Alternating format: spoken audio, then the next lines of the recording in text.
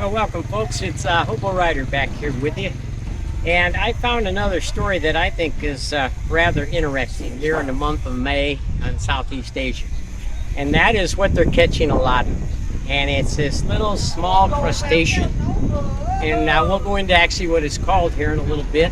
And I'm going to show you the boats that they actually use, what they do once they bring these on shore, and then eventually what they are turned into for a food source.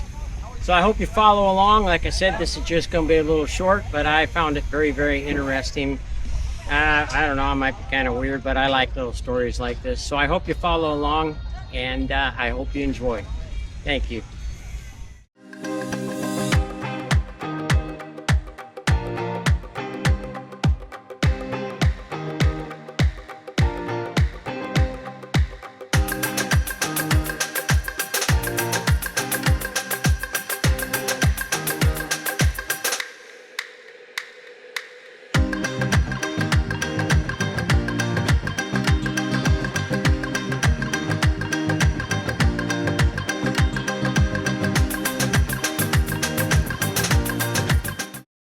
On this krill boat here, you can see a front view of the size of these LED lights, and they are massive.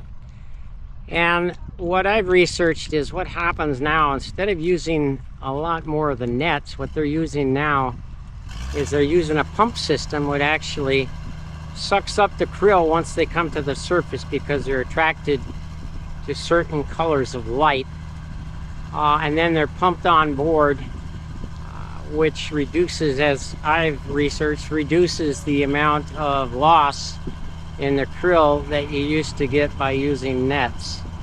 And you don't have to worry about catching other kinds of fish at the same time. So what they're unloading here is what we would normally call krill. Not really sure what they're calling it, but got one boat unloading, and we got another one coming in right now. I assume that he probably has krill as well.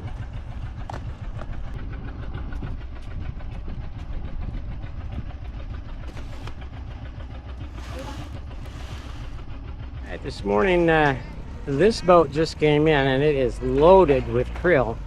But the interesting thing is I have never seen this number on a boat like this here.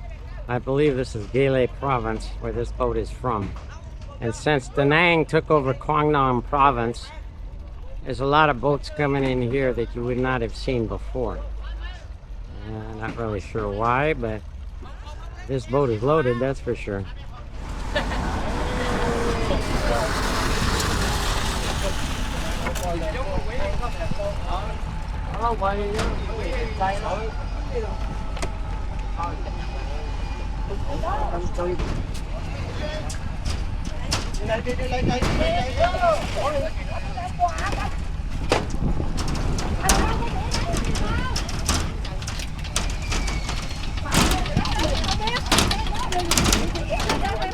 So I have followed this lady right here from the fishing port to about 4 kilometers, and this is what they're doing here with the krill. You lay them out, let them dry in the sun.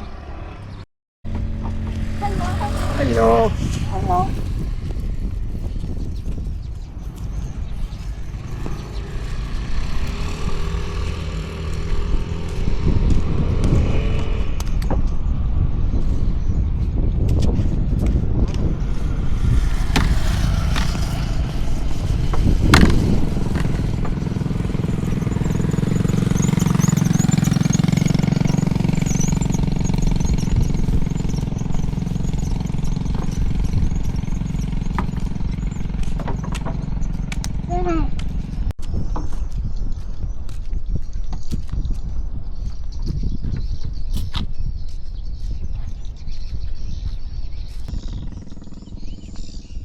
This morning we're back at the same area where 2 years ago I did the documentary on anchovies, Vietnam. Only this time what we're going to be looking at is what they're doing with krill. So follow along, folks. I welcome you. Well, actually this morning I thought maybe it'd be krill, but we're back doing anchovies again. Nonetheless, it's still really interesting, and the ladies are working hard as usual.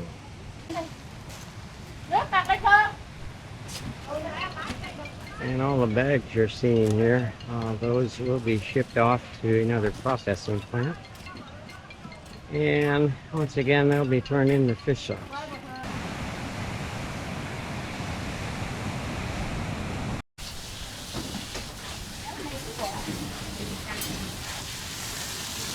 Hi, Mark. Hello. Welcome, folks. Let's talk a little bit about omega-3, the fatty acids.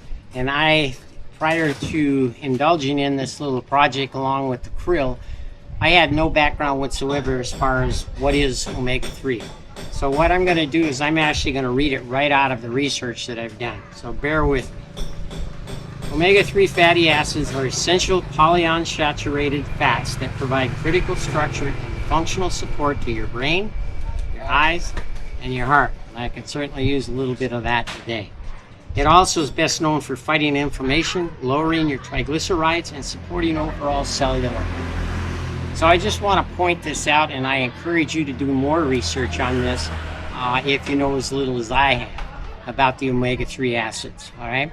And that's why we're studying these little subject of krill, the little small crustaceans that look like shrimp, but they're not. So nonetheless, I hope you find this interesting, and I hope you do a little research on your own to get a little better background than what I have in this. So I encourage you to do that. And I also want to thank the people here for allowing me to, first of all, film here, and then I'm going to have some lunch. So with that, folks, look forward to seeing you in a little bit. Thank you. Good morning, folks, to another hot day here in Southeast Asia. But what I want to do this morning is I want to clear up a few misnomers about krill versus shrimp. I've been told by some here that krill are the same as shrimp. Well, they're not. They're of a similar family, and they're both exoskeletons, but they are definitely different. And what I thought I'd do is I'd take this opportunity to explain the anatomical differences between these two little creatures. First of all, shrimp have 10 legs, and their bodies are divided into the head and thorax and the abdomen. So that's 2.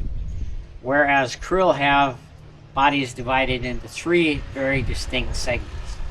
Now, the really big difference here, all right, is, in addition to size, is the fact that shrimp have internal gills, all right, whereas krill have external gills. You can actually see the gills. That's a major big difference here.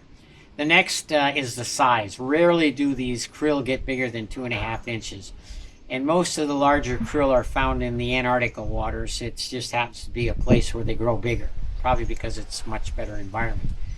But those are the major differences between krill and shrimp. I want to clarify that. They both feed on plankton. You know, their diet and so forth is about the same. And the fish in the ocean that feed on them, pretty much the same. The whales, the dolphins, occasionally the sharks. So I want to clarify that, the difference between krill and shrimp. So I hope you understand that as we move forward here, and I think in a couple of days we'll get this project wrapped up, because my cameras are not liking this heat. But then again, neither am I. With that, folks, look forward to seeing you here in a little bit. Thanks again. Well, folks, I welcome you to a really sunny day here in Southeast Asia, but it's hot, and I do mean hot. It was so hot that earlier this morning the camera just decided it didn't want to work anymore. But anyhow, I want to thank you for following along on this project dealing with the incredible little creatures called krill and the advantages that they provide to us humans. So with that, there again, as I said, I hope they found it interesting. One other thing that I did want to add a detail about these krill that I don't think I've done anywhere else in the video, and that is these krill have the ability, all right, to absorb incredible amounts of carbon. And you would think, how do they do that? Well, it's called the blue process, and it happens in the ocean, and these creatures can actually absorb carbon from the ocean water into their bodies. And then they basically digest this, and then they poop their pellets, if you will, to the bottom of the ocean, where it actually breaks down and dissolves. and does not increase the amount of carbon that's in the ocean water. And the amount of this that actually takes place is unbelievable. I mean, it's measured in metric tons. So I just wanted to point that little feature out about these crustaceans. Anyhow, if you get a chance and you have the interest, go ahead and spend a little more time and study about these crustaceans called krill. And I thank you for following along once again. It's Hbob Rider looking back at you another time. Thanks, folks.